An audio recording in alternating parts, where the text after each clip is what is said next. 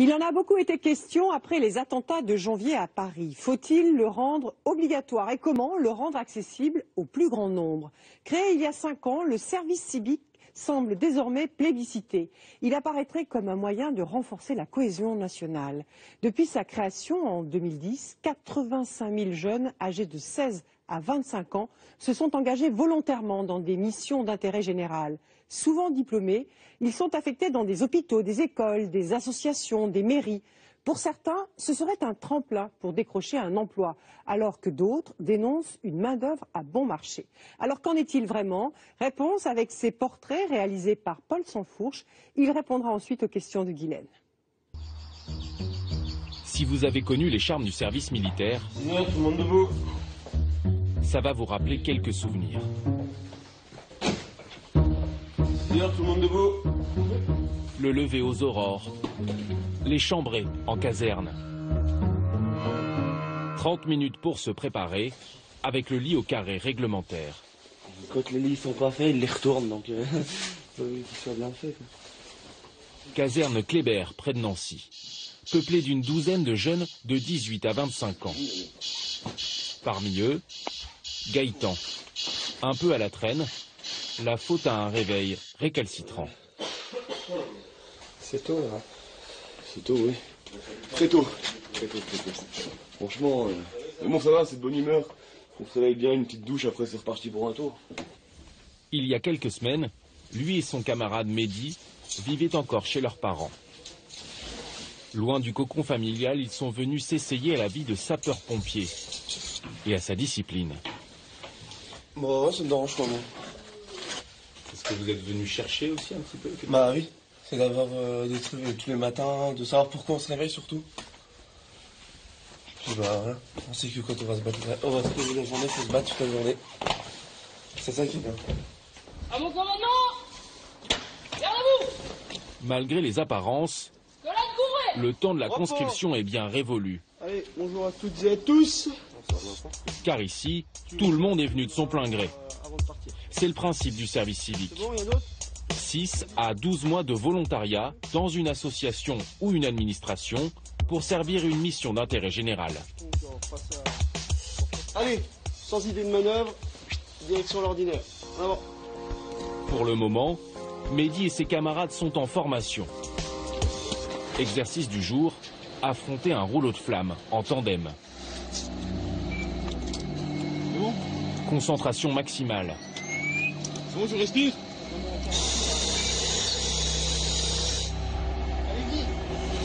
C'est le genre de leçon qui pourrait sauver leur vie bientôt.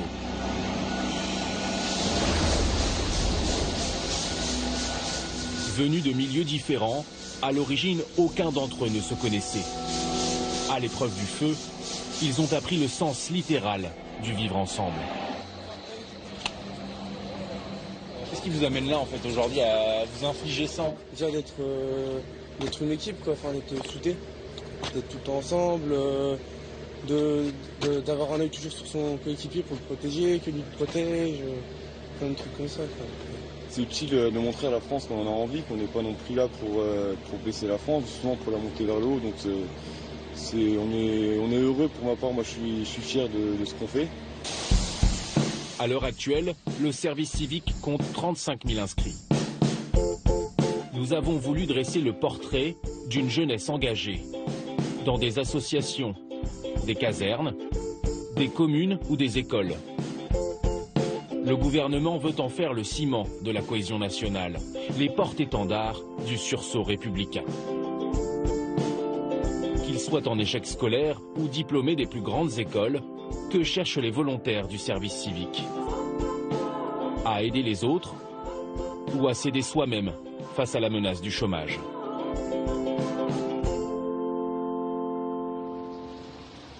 Dans la banlieue de Nancy, Mehdi vient de finir sa formation de pompier volontaire.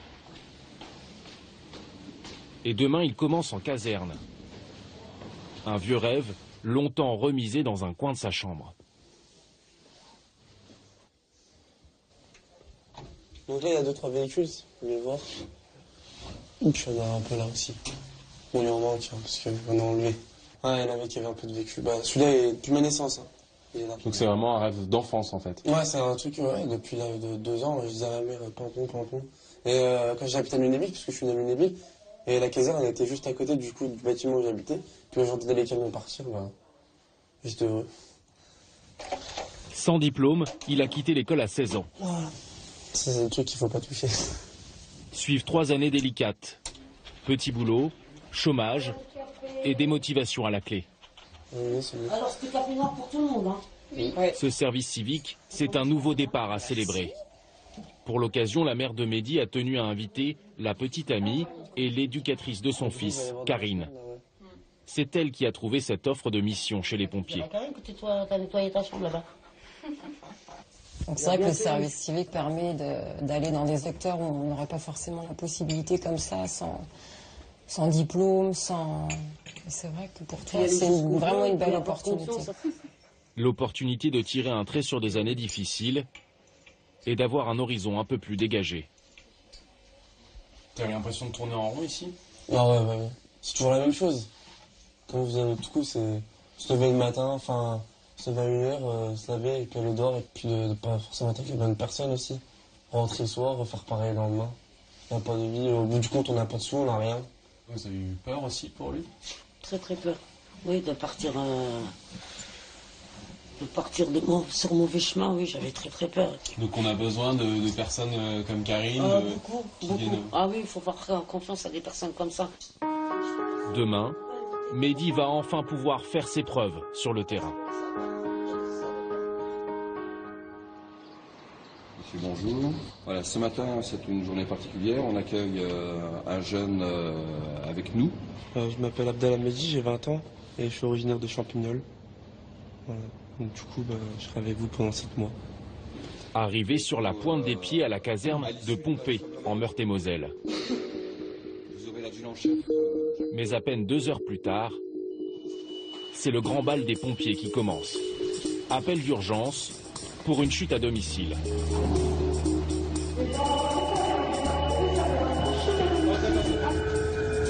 Direction la ville de Custine. 5 minutes en ambulance.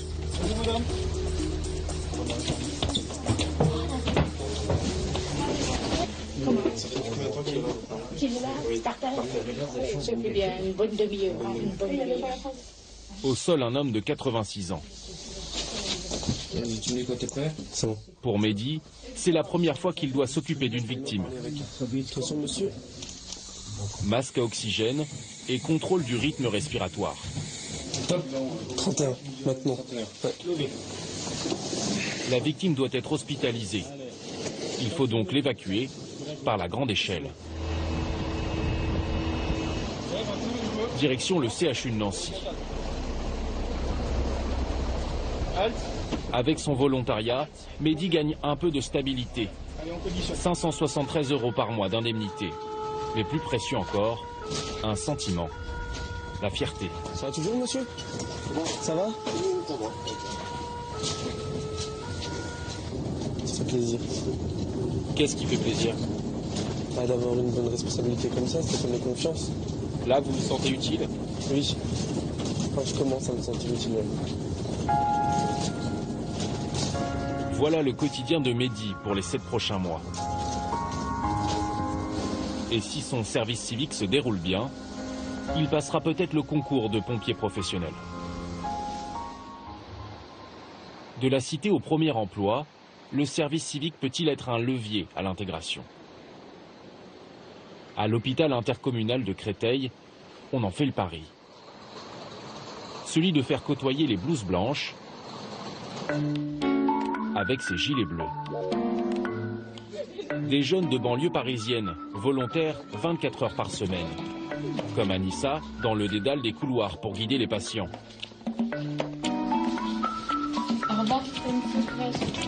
Ou à l'extérieur, Pedro, au volant de sa voiturette.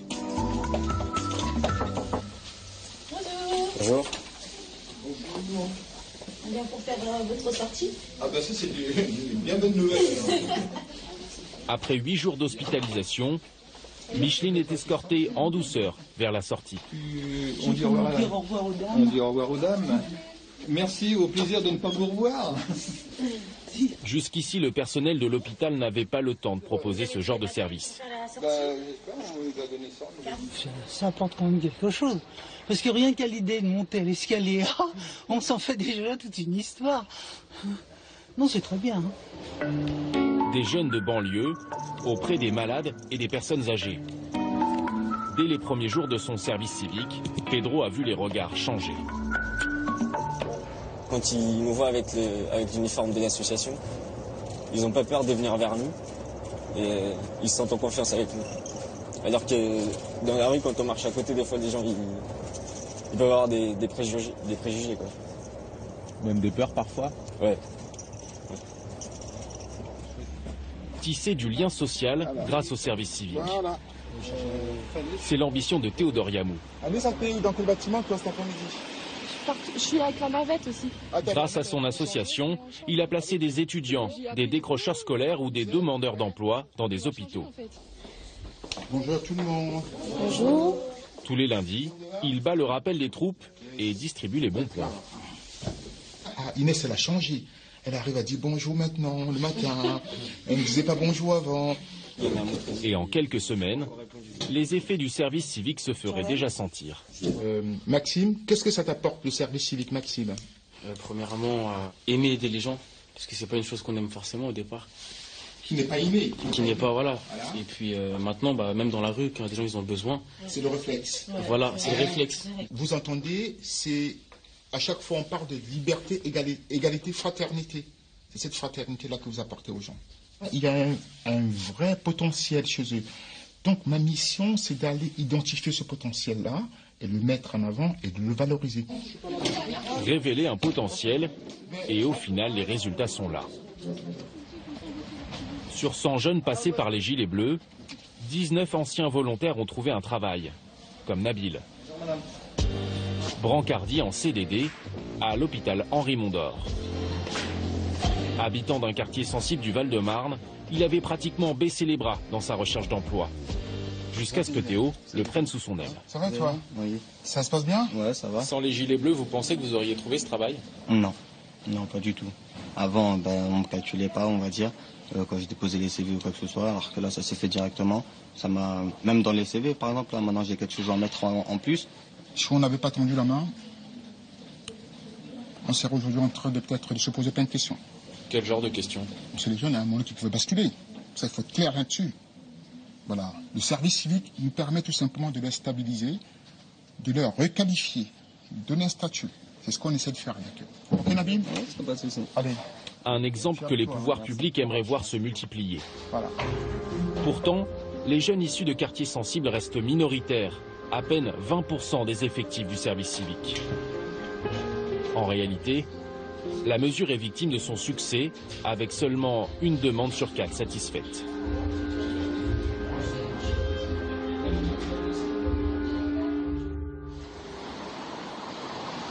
À Paris, c'est la réunion mensuelle d'Énergie Jeune. En route, allons-y. Une association de soutien scolaire. Ici, on a 5 volontaires en service civique et des profils plutôt haut de gamme. On a 2 Master 2. Toi, tu as fait un BTS, Charlie? BTS. Et tu continues avec un autre diplôme. Cécile, tu es en licence, tu passes des concours. Et toi, c'est quoi ton école? C'est une licence aussi, je suis en licence. Tu avais de la licence Master 2 BTS, c'est du coup assez divers. Vous avez reçu combien de demandes pour ces 5 postes? Alors, sur l'Île-de-France, je pense que nous avons dû recevoir une centaine de demandes. Une centaine de demandes. Ouais. Parmi ces élus, Charlie, étudiant en IUT de comptabilité. Mais qu'est-ce qui pousse ce jeune homme, promis à un bel avenir, à donner de son temps pour les autres? J'attends le retour de la Croix-Rouge. Le lendemain, nous le retrouvons à Beson, dans le Val d'Oise. Il a rendez-vous dans ce collège classé éducation prioritaire. Bonjour, j'aimerais savoir en quelle salle se trouve la session énergie jeune, s'il vous plaît. Salle Polge, normalement. Ça va? Avec Salim, cadre en entreprise et bénévole de l'association, ils vont passer 2 heures face à une classe de 3e. À 21 ans, retour sur les bancs de l'école. C'est vrai que ça fait un peu bizarre et voir ces élèves qui sont parfois super dissipés, ça me fait penser à moi dans mes années collège parce que j'étais pas une crème, mais bon, on est là pour leur montrer le bon exemple, donc on essaie de faire avec, quoi. Alors, comment ça va depuis la dernière fois? Le but de l'intervention, remotiver des élèves parfois en difficulté, à travers des vidéos ou des jeux de rôle. Et tu vas me poser les questions. L'un va faire le journaliste, et l'autre va faire le collégien qui a pris une nouvelle habitude. Charlie leur donne des conseils de méthodologie et leur fait surtout prendre des engagements concrets. Bonjour, quelles habitudes avais-tu choisies? Avant mes devoirs, j'ai éteint la télévision. Et qu'est-ce que cela t'a apporté? Plus de concentration. Ah, bien, nickel. Ancien élève de ZEP lui-même, il est là aussi pour leur dire que tout est possible. Question de volonté. Voilà. En troisième, je cartonnais à 8-7 de moyenne en maths. Mon prof de maths m'a dit « tu feras jamais un bac S ». Je lui ai dit « moi c'est ce que je veux faire, je sais que je vais réussir ». Ensuite, à la fin de mon année de seconde, j'avais 16 de moyenne en maths. Voilà. Mais il faut taffer, c'est tout. En plus de ses études, Charlie passe donc 20 heures par semaine face aux collégiens. Qui a dit que la jeunesse ne pensait qu'à elle-même? Sur ce, bon courage pour la troisième, bon courage pour le reste de vos études. Mais est-ce que tous les volontaires partagent les mêmes motivations? Au revoir, au revoir. Quelques jours plus tard, nous retrouvons Charlie à Paris avec une trentaine d'autres jeunes, tous en service civique. Présence obligatoire pour une journée de formation citoyenne. Ça, c'est la meilleure place. Visite de la 3e Assemblée de la République, le Conseil économique, social et environnemental, ou CESE. D'habitude, je vois ça à la télé. C'est super impressionnant. L'idée de cette journée, c'est de célébrer la démocratie et ses institutions. Malgré le décor, pas de quoi faire tourner la tête de nos jeunes visiteurs. Chargé de conseiller le gouvernement sur les grands projets de société, le CESE n'a qu'une fonction consultative et aucun pouvoir réel. Alors face à ses représentants, ils se font incisifs. Vu que vous ne pouvez pas faire voter vos lois, est-ce que vous pensez que ça a un réel impact sur la société? En fait, on vous sent complètement coupé de la société. On n'entend pas parler de vous, on n'entend pas parler de votre travail. Moi, j'avais jamais entendu parler de CESE. Oui, mais je suis d'accord. Ça, je suis d'accord. Pour le coup, couper de la société, c'est le seul truc que j'accepte pas. On est... Qui sont lambda, on nous fout Ça, je suis d'accord. Mais... Du haut de leurs 20 ans, difficile d'abuser ces jeunes diplômés, rompus aux éléments de langage. 3e Assemblée de France avec 0 pouvoir quand même. Comme au Stratégie de com. Smartphone en main, la pause déjeuner tourne à la séance critique des vidéos promotionnelles du service civique. Donc ça, c'était l'été dernier en fait, là où il faut de la bonne mixité sociale aussi. Il paraît que le prochain il est métissé. Oh. C'était sûr, c'était sûr. Tellement pas envie d'en faire un. Et s'il y avait un gouffre entre la réalité qu'ils vivent et les beaux discours sur la citoyenneté? Dans les faits, on n'est pas là en train de se glorifier. Waouh, c'est formidable, je suis un service citoyen, il n'y a pas de meilleur citoyen que moi. Non, il y a un peu des deux. Oui, on cherche d'autres expériences, on cherche une professionnalisation. Et puis oui, ça nous fait plaisir de nous engager. Mais que les politiques n'arrêtent pas de ronfler là-dessus, c'est parce qu'ils n'ont plus rien à dire et qu'ils veulent combler justement le fait qu'il n'y a aucun emploi pour les jeunes. Alors que le chômage des jeunes dépasse les 20%, l'emploi reste l'objectif numéro 1.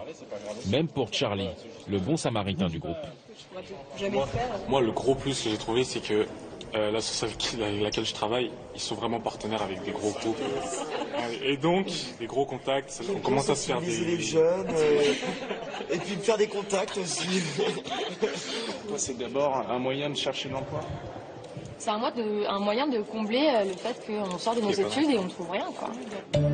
Dans ces conditions, le service civique n'est-il pas un choix par défaut? D'autant que dans certains cas, la frontière entre volontariat et emploi au rabais n'est plus très claire. Près de Rodez, dans l'Aveyron, nous faisons la rencontre d'Anaïs. Titulaire d'un bac pro en petite enfance depuis juin, elle a multiplié les candidatures. Pas de réponse, jusqu'à ce qu'on lui propose un service civique. Ce qui me manquait, c'était de l'expérience, voilà. Après, voilà, dans le monde d'aujourd'hui, pour trouver du travail pour les jeunes, c'est un peu Voilà, donc j'ai trouvé que voilà, là c'était l'occasion. Une bonne occasion pour Anaïs, mais pas seulement. À l'école maternelle de Druel, une commune de 2000 habitants, elle travaille 25 heures par semaine avec Jérôme, le directeur. Et après, quand j'ai fini avec eux, tu prends les moyens en peinture. Quand ils se sont trompés, tu leur fais retrouver là où ils se sont trompés. Ici, on mélange moyenne et grande section. 30 enfants de 4 à 5 ans. Kimio, t'as pas d'école toi, c'est ça? Et oui, là, qu'est-ce qu'il vous a dit le maître? Qu'est-ce qu'on doit faire? Regardez là. Et beaucoup de sollicitations. Elle nous aide à travailler des fois et quand on n'a pas très bien fait, eh bien, elle nous donne la gomme. Et pendant que les plus grands sont au dessin, Jérôme, lui, peut s'occuper de l'atelier calcul. Attends, je suis avec Liliane. Comment? Ils sont pas du tout autonomes, donc il faut toujours être à côté d'eux, quoi. Donc vous n'êtes pas trop de deux adultes? Ah non, c'est beaucoup mieux depuis qu'Anaïs est dans ma classe, effectivement. Une aide précieuse qui ne s'arrête pas là. Après la classe, Anaïs doit aussi surveiller la garderie.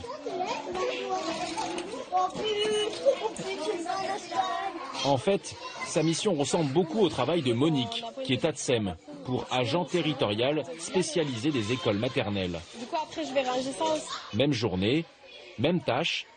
D'ailleurs, le directeur ne fait aucune distinction entre elles. Moi, je la considère comme une ATSEM. J'ai fait faire exactement la même chose que si j'avais une personne employée par la municipalité dans un cadre non service civique, en fait. Pour Anaïs, il y a quand même une différence. Alors que les autres ATSEM ont un statut de fonctionnaire et sont rémunérés au SMIC, elle ne touche qu'une indemnité. 573 € par mois, même pas 6 € de l'heure, si on fait le calcul. Ça fait pas beaucoup, non. Non. Mais bon, voilà, j'ai pas de loyer à payer, je vis toujours chez ma mère, donc pour l'instant, ça va. Mais vous mériteriez pas d'être payé comme une ATSEM, puisque... Ah ben si. J'aimerais bien, si, mais... À défaut d'autre chose, pas vraiment le choix pour Anaïs. Elle espère une titularisation à la fin de son service civique. En attendant, pour le maire, le dispositif a du bon. Financé en grande partie par l'État, le poste d'Anaïs ne coûte que 100 € par mois à la ville. C'est avantageux, entre guillemets, pour une commune de... Bien sûr, oui. Faut pas se le cacher. Après, le but n'est pas de travailler rien qu'avec des emplois comme ça. Il ne faudrait pas créer un vrai poste plutôt que prendre quelqu'un de service civique. C'est quoi la différence, finalement? Mais la différence, c'est que ça permet momentanément d'offrir une dépense moindre. Il faut voir comment ça fonctionne et ensuite, en fonction de ça, il faut aussi le mettre au budget et trouver les ressources nécessaires pour finaliser un poste. Sur le papier, l'élu est dans les clous. Voilà, là vous avez l'agrément par le préfet de région Midi-Pyrénées. L'État a bien validé la procédure. Mais sur le site officiel du service civique, il est rappelé que les missions proposées doivent répondre au principe de non-substitution à l'emploi. En clair, elles ne peuvent en aucun cas remplacer un travail. Pourtant, en faisant une simple recherche, on tombe sur ces annonces étonnantes. Cette association, par exemple, recherche une secrétaire en service civique, capable d'établir des devis ou des factures.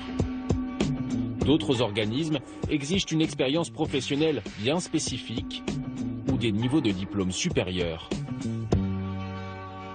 Service civique ou emploi déguisé. Nous décidons d'aller poser la question à l'agence du service civique. Créée en 2010, elle compte 17 salariés en tout pour valider, publier et contrôler toutes les demandes d'agrément de service civique. Selon l'agence elle-même, à peine 20% des structures d'accueil sont contrôlées chaque année. Moyens limités pour son président, François Chérec. Bonjour. Bonjour Monsieur Chérec. Paul Sansfourche, France 2. Nous montrons à l'ancien syndicaliste le cas d'Anaïs. La vidéo va se lancer. L'assistante en école maternelle. La mairie a bien reçu un agrément en bonne et due forme, mais le président doute du bien fondé de la décision. Une personne employée par la municipalité cadre non service civique. Là, on est sur un cas qui est franchement limite. Et qui devrait être revu. Alors il faut regarder comment il a été mis en place, qui c'est qui a agréé la mairie, il faut regarder concrètement les choses. Mais oui, on sera toujours dans ce sujet-là. Et ça, je pense qu'il faut prendre ce risque pour pouvoir y arriver. Une structure qui a 5 ans, je pense qu'il peut y avoir il n'y a pas de drame. Est-ce que c'est pas la preuve également que les contrôles ne sont pas suffisants à l'heure actuelle? Ah bah si. C'est la raison pour laquelle nous, on est en train de mettre le paquet sur ce sujet-là. L'agence vient en effet d'obtenir une rallonge de 61 millions d'euros et l'embauche de 8 personnes. Dans le même temps, le gouvernement s'est engagé à quintupler les effectifs de volontaires d'ici à 2016. Une politique du nombre qui risque de compliquer un peu plus les contrôles. Verre à moitié vide ou à moitié plein. À l'association de Charlie, en tout cas, on trinque à la santé du service civique, ou plutôt à celle de Manon, une volontaire qui organise son pot de départ. Tout de suite fait affaire. Ça m'a énormément aidé, vraiment, et c'est pas des paroles en l'air, c'est une bonne expérience, c'est vraiment, moralement, quoi, je veux dire, ça a été très, très bon pour moi. Voilà. Super, merci. Cette diplômée en agronomie vient de trouver du travail. Après 3 mois de volontariat à faire du soutien scolaire, elle part au Ghana pour un poste d'ingénieur au sein d'une bananerie équitable. Ouais. Alors, dans quel état d'esprit étais-tu ce matin, Manon, en te réveillant, voilà. Pour elle, pas de hasard dans cette embauche. Le service civique a fait la différence. Le quart de mon entretien, on n'a fait que parler de mon service civique, quoi. Pourquoi j'avais fait ça, et quelles étaient mes motivations, et qu'est-ce que j'avais appris, et alors, donc, ils étaient vraiment très intéressés par ça. En 5 ans d'existence, 85 000 volontaires ont fait l'expérience du service civique. Le portrait d'une jeunesse qui s'engage pour l'intérêt général, décrocher un emploi. Si vous serrez beaucoup, on peut faire un selfie. Dépasser les clichés, ou peut-être tout simplement pour trouver sa place.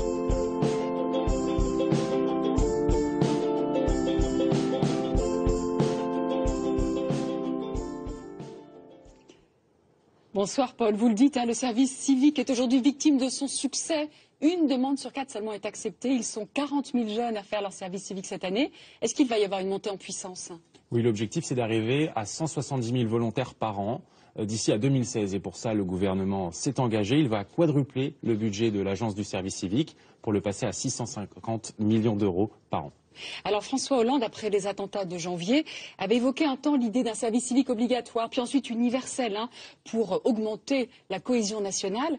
Les Français seraient plutôt pour, selon certains sondages. Mais alors selon vous, est-ce que c'est toujours d'actualité et est-ce que c'est réalisable?